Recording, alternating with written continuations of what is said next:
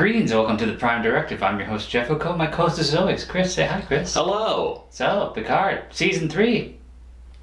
Were you satisfied? I was cautiously optimistic about this. I have been hurt before, but this episode was tons of fun, and it's looking good. This feels better. It feels better. Yeah, I think tone's there, writing's there, ships are still dark. Yes. Yeah, I know. Like, we were on the Titan. I'm like, well, we're still doing the Midnight Bridge thing, but I guess that's just the style at the time. I think if you think about it, all your controls light up, so you really don't need light. Yeah. Extra light is just like going to interfere with using a specific button. I have a glowy keyboard. If the lights are on, it's not as glowy. Yeah. Oh, yeah. Starfleet's all just gamers. You got to have the RGB keyboard and stuff. Oh, yeah.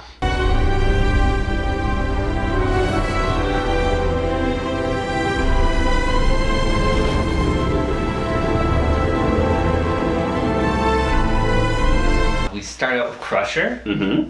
She's kicking ass. And taking names. Yeah. She's got a pump action phaser rifle. For some reason, it's cool. We get to play the sound. I am waiting for the Sarah Connor moment. But she already got shot in the arm. She just needs to be like one arm cocking of it.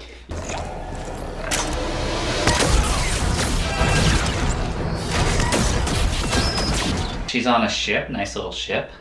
Got boarded. They're after her, obviously. Someone's chasing her. Yeah. They have different faces every time, apparently. I'm amazed she was able to run through that ship without tripping over all the Easter eggs. Yeah, we got the Fallout music at the start. And it's like, okay, we're doing this, Yeah, we got Jack R. Crusher, a briefcase.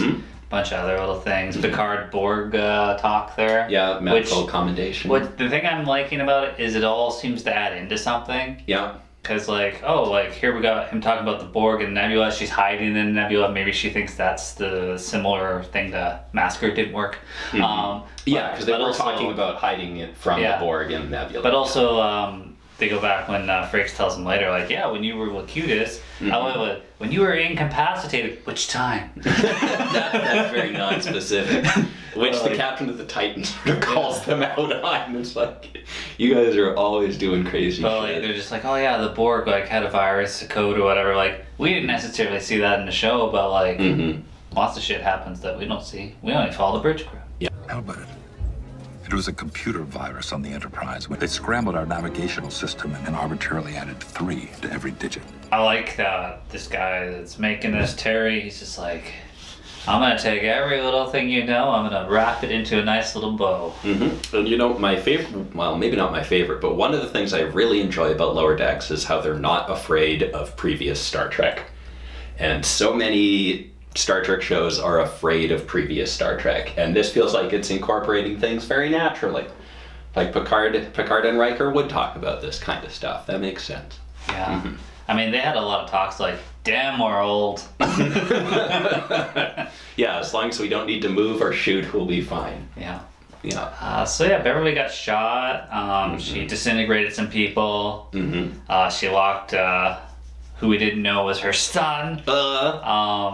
Is he exactly 20 years old? Yeah, I haven't seen Beverly in 20 years. I have a son. And he has a British accent. It's genetic.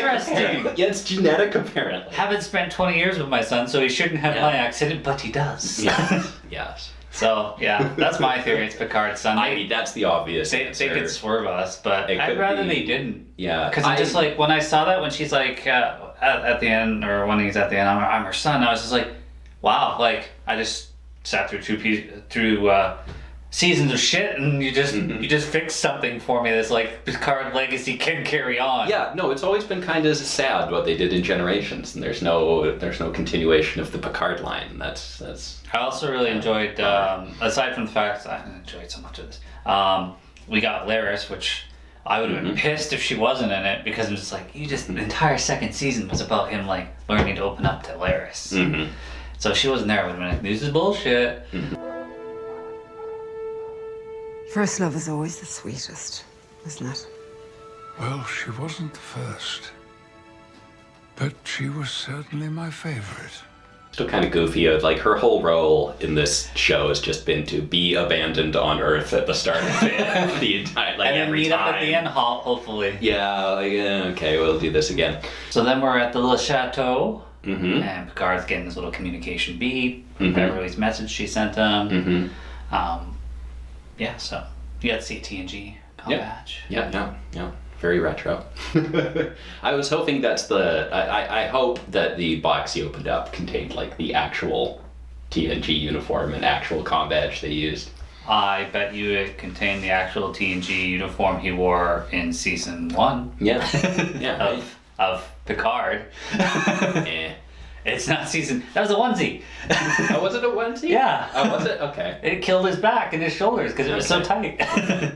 I thought that was one of the older ones. That looked too new. The material's different. You gotta keep an eye on these things, Chris. I tell you. Okay. Oh, yeah, he talks to Laris and she's all like, yeah, she's in trouble. You should go. Let's meet up at the bar later. Mm-hmm. Episode 10. Yep. Watch the sunset. Mm-hmm. Assuming you don't die again. There is this great bar, which I'll talk for. You can watch the sunset from it. The entirety of Star Trek Picard is just going to turn out to have been, like... Bar trips? No, not bar trips. These are all just going to be, like, elaborate little games that Laris has set up for Picard so he's not bored. So literally the movie The Game with Michael Douglas. Yeah, it's literally going to be that Laris has just been setting up these adventures for him to go on, you know, like, it's like escape rooms, but on a galactic scale. That'd be cool. Mm-hmm. Speaking of bars, Picard goes to the bar, meets up with Riker. Mm-hmm. It's cute Bajoran working behind there. No guy in it right now, but I'm pretty sure she'll show up at some point. I believe she does, yeah. How come you have so many Enterprise Ds? Oh, the fat ones? No one wants those. You hear that, Jean-Luc? No one wants the fat ones. It's Galaxy class to you, young lady. Good to see you, Will. But he likes the Enterprise D. They're too fat. Too fat. Too fat. Yeah. Oh, I wonder if that's a comment on anyone else in the scene. Oh, you went there. I did. I think that's the joke they were making. They were drinking, and I'm just like, let it go, Jeff. Just let it go. Robots can't get drunk, but just let it go, Jeff. Just let it go. No, it was great. Every bit with Riker and Picard in this was awesome. Yeah. Yeah, it's great to see Frakes back. Yeah. They're just like, oh, let's finish up our drinks. I've got a plan. We need to be a little intoxicated to do it. Yeah. I'm not sure about this plan. Because it's not really a plan, it's a ruse. Yeah, that's the part I don't like. So they're going to do an inspection on the Titan A, Neo-Constitution class. And Captain Shaw has a first officer that we all know. Yeah, Captain Shaw's a bit of a dick. Yeah, but you thought Jellicoe was a bit of a dick. Granted, we all thought Jellicoe was a bit of a dick, but he turned out to be right. Yeah. Okay, so, like, Shaw's definitely an asshole and he has some serious problems with Seven. Like, you can't just change someone's name. That's kind of weird. Well, I don't know. I remember hearing it the second time I watched it, but oh shit, that's so bad. He does like call her ex-Borg at one point. Yeah, like in the room there, he clearly has some shit. I like that. Like at first I was just like, oh, I don't like that. That makes me uncomfortable because I'm a human being of today's age. But I like it because Picard had to deal with that from Cisco, and he also had to deal with that a lot in the novels. And you would imagine behind the scenes because this guy was compromised and he's the captain, and there's got to be a lot of admirals that didn't want him captain. Yeah, there's in-universe reasons for there to be bigotry. Yeah. But like he's still being a bigot. But the whole no, I don't want you fucking around with my ship for extremely suspicious reasons. Yes, he's right about that. Yeah. He's an asshole, but he's right. No. I have kept this train running for 5 years, 36 missions. You don't get where you're told to go by standing in front of it and then moving the track. He seems a lot like his character in 12 Monkeys, which I've been enjoying. And I did like how, I guess he's cleaning. We've seen how Riker commands the Titan in Lower Decks. And because, you're freewheeling jazz, I had to clear out every system and fucking... Yeah, that was a nice nod to Lower Decks, because here we are, like, establishing his jazz in Lower Decks. And it's just like... sweet, it existed. Yes. Yeah. So that I appreciate. Yeah, that was a good gag. Yeah, Seven seems very unsure and stuff, and she's gonna have to deal with that. I can see that you're struggling, but I still think that you're in the right place.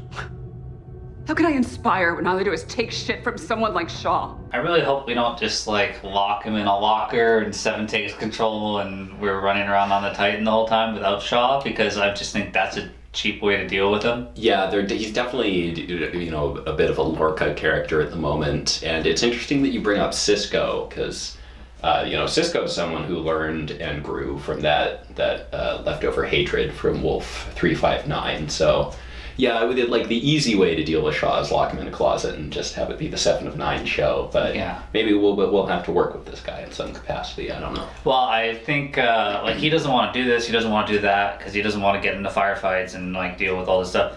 But once that shit comes to him, like he's got to deal with it. How is he going to deal with it? And we might actually get to know him more through that, and he might actually really impress us with it. Mm-hmm. Like how he reacts to that shit. Just because like he doesn't want to do that because he's following orders doesn't mean he's not capable. He's a trained captain. All the bebop that I had to purge from the system when I took the chair speaks to your freewheeling, loosey-goosey Kentucky mash kind of style. Not a fan of jazz. No, I am not. I like structure. And it's interesting seeing him give Picard and Riker so much shit, because just how stuffy Picard was at the beginning of TNG, and I guess he does slowly become the cowboy. Yeah. More so. So yeah, it's interesting that Picard started out maybe more like Shaw than either of them would want to admit. I like he just kept refilling his glass and just kept drinking. He's like, I'm gonna go pass out. Wakes up, it's bright in here. What's going on? Yeah. But it's just like, hey, like he's an admiral and like retired. Yeah. And then like I'm a captain without a chair. Yeah. Well, it's my ship. So am I, and it's my ship. Yeah. Yeah, that makes I wonder sense. how much of the crew is going to be like, oh yeah, Riker, like he used to command us. Like there might be some holdover from the old Titan. Mm-hmm. And we got to see LaForge's daughter. Yeah. Why is your ensign staring at me? What's wrong with her? Yeah. Is there something wrong with that ensign? Ensign LaForge, eyes on your station. LaForge? Sidney LaForge? It's been a long time, sirs. Riker's just beating her over the head with it. No, they called you Crash because you crashed the shuttle. But twice. Yeah, now you're driving us around on the ship. Yeah, cool, yeah. Speed demon you are. I've heard that we're going to get to know this crew pretty good, so I think we're going to spend a lot of time on the Titan. Mm-hmm. Yeah, LaForge has a second daughter too, but she's an engineer. And just that like makes sense. Daddy. Well, they're both just like Daddy. Those were the two Have you seen the pictures of LaForge? He's got like a leather jacket uniform. I was like, that's bcool. Badass. Yeah. I think he Starfleet issue leather jacket. I think he might be a Commodore. Okay. Is that a rank we still have? Yeah, well, he could take command of a ship and actually know what he's doing. Well, he's running the museum, right? Yeah. Yeah, he's tinkering. Daystrom, all that stuff. Speaking of that, we got Raffi running around, pretending to be a drug addict. Yeah, they were faking us out. She's got the history. And she's talking to an Orion guy, and she's trying to get information out of him, and all she gets is the Red Lady, who turns out to be Rachel Garrett, the captain of the Enterprise C. Yeah, from yesterday's Enterprise. Yeah. Oh, I just love all these little... We're just taking a trip down memory lane here, Chris. And I'm trying to watch this from the perspective too of like a new fan, and it's like when Picard's starting up in his chateau, and he's just like, "What's this?" And the computer's just like, "It is." Oh, I know that. What's this? And it's like, "Oh yeah, you're just explaining it for new people." New people. Computer analyzer. Communicator badge belonging to Jean-Luc Picard, Captain, USS Enterprise, Stardate 4115. Yes, but what could it possibly be receiving? No, it's good. It's always good to have a character that doesn't know what's going on, so you can explain things to the audience. Yeah. So we're investigating a stolen bit of tech that can be used as a weapon, and it's a portal gun. We have portal guns, except one of them should be blue. They can't both be orange.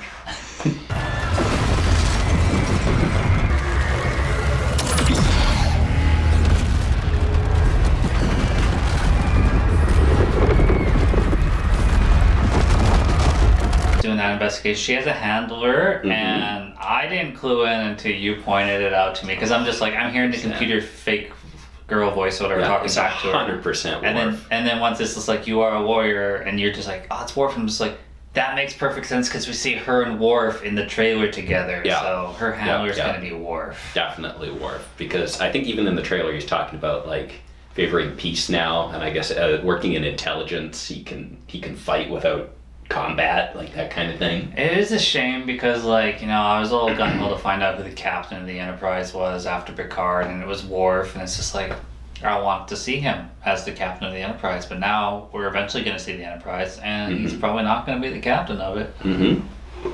Better be somebody really cool, or at least somebody with the last name of somebody really cool. And if it's not, I hope the last name is Jellicoe, just for a laugh. Just for fuck you. My dad got me this position. Oh, so you're like the guy on the Enterprise B. Okay. I don't mind Rafi's story so far. It's going to interweave into everything. She's still watching videos of her daughter, so they didn't drop that entirely. Or her granddaughter, yeah, I guess. They're going to flesh out everybody. Even Riker dropping like, oh yeah, my wife and daughter are going to be happy from a break from me, is going to get explained. Yeah. So, yeah, I'm super impressed with the showrunner and what I've heard. Seven decides to talk to Picard because she knows they're lying about something, so she interrupts bed bunk time. Yeah. I was like, how big is this Neo-Constitution class that the only quarters you had available were bed bunks for cadets? Yeah, no, it's great. Again, Chaz, aside from the bigotry, I do like what he's doing here. Like, I know he's, this is the kind of shit you would have wanted Picard to do to the asshole admiral that was visiting their ship. It's just like, we know you're here for bullshit and you're here to cause problems. You're lying to me, Jameson. yeah. So sorry, it's the only thing we got. Surprise. This is utterly humiliating. Yes, it is. Reminds me of my cadet days. Only I don't remember having to get up to pee this much. Seven's just like, I'm gonna call you out on your shit. Tell me what's going on. And yeah, we get a little pep talk for Seven from Picard. She says like, I don't know what to do. And she's like, well, when you figure that out, I've never known what to do with my gut instinct and the rules that I follow. She takes them to, I don't want to say Rigel 7, that was another place. The edge of Federation space. Yeah, that works. And sets the shuttle up. Shaw wakes up because of the bright lights. And I'm just like, why wouldn't you have a filter? Because, like, you're in space. Well, he wouldn't need one. He knows the plan. He knows he doesn't need the filter. You're in space though, like you pass suns, you pass everything. Like, what if you pass another car with their headlights really on full? Like, it happens. Maybe the captain wants to know about that. Yeah, he just wants the light to wake him up. Yeah. What if he gets woken up by that light that woke up Deanna and impregnated her? Ugh, shit. It'll be over pretty quick. It doesn't last that long. Not again. It's fine.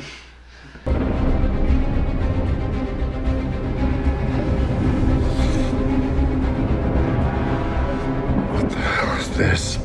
He gets to the bridge and he's like, walk down the ship, which is smart. Apparently didn't work. And they get away on the shuttle and they go visit Beverly's ship.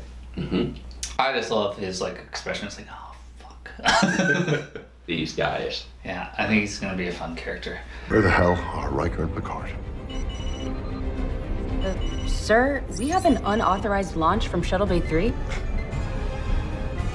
Son of a bitch. They get to Beverly's ship, scorch marks, and Riker's like, Captain, I'm sorry, old habits. Yeah, that was cute. And then we see like the disintegration, like ash, and for some reason that was. They were describing how she'd been shooting them, and I was expecting Riker to say surgical. There's just give me something like that. Not the Beverly we know. Yeah. I should have realized that Beverly would never call out halfway across the galaxy in order to save only herself. And who's this? The son. We get, Jack Crusher. Apparently? Yeah. It was never named in the actual episode. Wasn't named in the episode, but I think they are going with Jack. I had my guy say his name Jack, and then Memory Alpha said Jack, so. Okay. Might be credited as that. Is it awkward, like, assuming that this is Picard's son, that she named it after her late husband and his best friend? Maybe, I don't know. It's a tribute, but it's gotta be Picard's kid. It's like, every time I see my son, I'm reminded of the mistakes that led to my best friend's death. But like, yeah, I don't know. I guess he could be a clone or an augment or No, he doesn't look anything like nonsense. Tom Hardy. Yeah.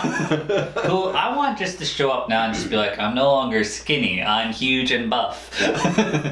I am the version of you that hit the gym. Not just the one that waited to that wedding. Yeah. Yeah, that's not going to do much, Captain. You've got like 2 days.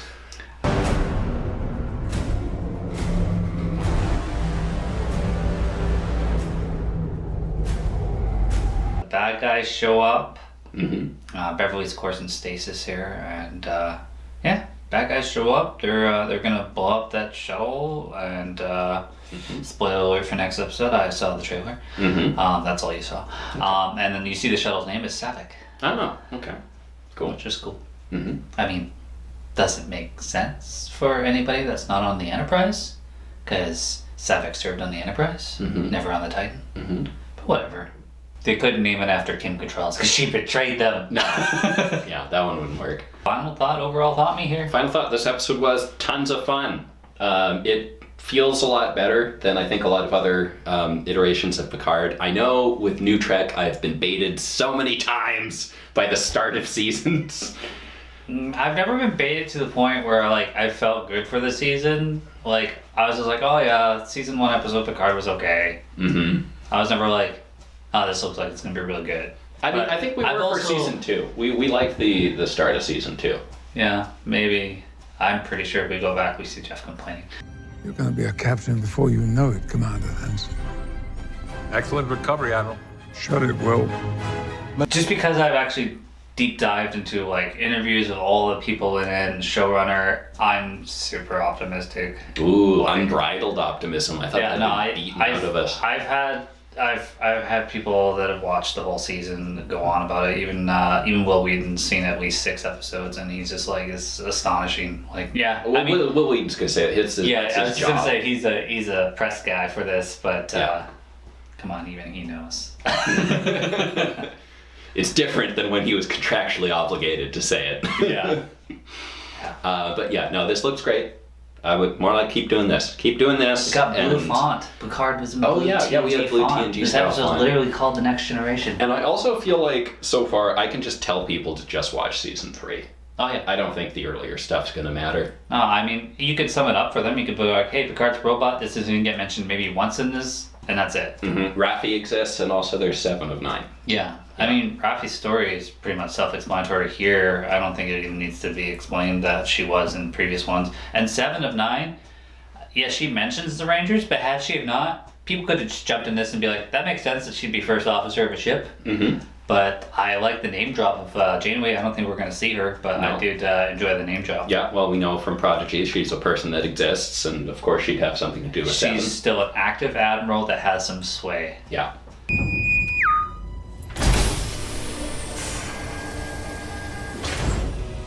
Permission to come aboard, Commander. Permission granted, sirs.